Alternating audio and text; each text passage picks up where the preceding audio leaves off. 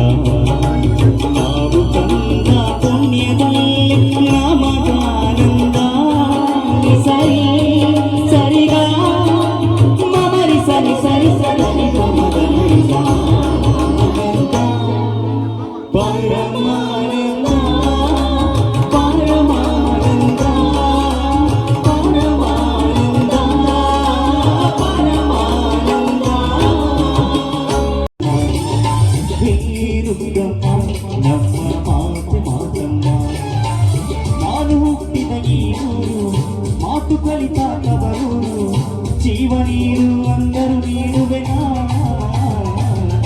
ಹೇರುಕ್ಕಮ್ಮ ನಮ್ಮ ಊರಿ ಊರಮ್ಮ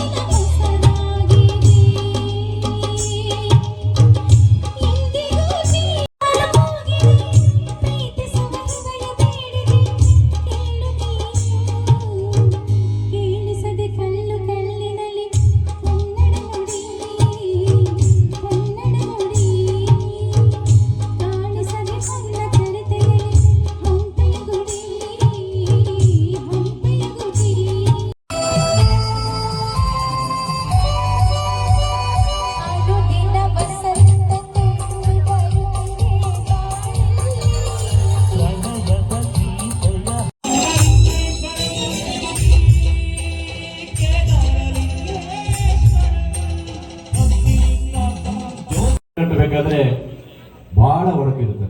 10 ವರ್ಷ ನಡೆಸೋದು ಕಷ್ಟ, 20 ವರ್ಷ ನಡೆಸೋದು, 49 ವರ್ಷಗಳಲ್ಲಿ ಪೂರೈಸಿರುವ ಒಂದು ಸಂಘ. ಮೊನ್ನೆ ನಡೆದಂತ ದಸರಾದಲ್ಲಿ ಕುಸ್ತಿ ಪಂದ್ಯಗಳು ಅತ್ಯಂತ ಸುಂದರವಾಗಿ ನಡೆಸಿ ಇಡೀ ರಾಜ್ಯದಲ್ಲಿ ಇರುವಂತಹ ಒಂದು ಕುಸ್ತಿ ತಂಡವನ್ನು ಕರೆಸಿ ಮಾಡಿರುವಂಥದ್ದು ಒಂದು ಸಾಧನೆ. ಈ ತರ ಒಂದು ಸಂಘಟನೆ ಬೆಳೀತಾ ಇದ್ರೆ ಗ್ರಾಮದಲ್ಲಿ ಇವತ್ತು ಒಂದು ನಗರದಲ್ಲಿ ಆ ಒಂದು ಎಲ್ಲ ಕಲೆಗಳು ಬೆಳೆಸಲಿಕ್ಕೆ ಮತ್ತು ಅವರಲ್ವಾ ಈಗೇನೋ ಗೊತ್ತಿಲ್ಲ, ಈಗ ಆರ್ಟಿಫಿಷಿಯಲ್ ಬಂದ್ಬಿಟ್ಟಿದೆಯೋ ಗೊತ್ತಿಲ್ಲ, ಅದೇನೋ ತಗೊಬಂದು ಹೀಗ ಅಂದ್ಬಿಡ್ತಾರೆ, ಈಗ ಅಷ್ಟೇ ಮುಗಿದೋಯ್ತು ಮನೆ ಮುಂದೆ. ಬಟ್ ಆದರೂ ಆ ಒಂದು ಕೆಲಸ ಮಾಡ್ತೀನಿ ತಾಯಿಂದ.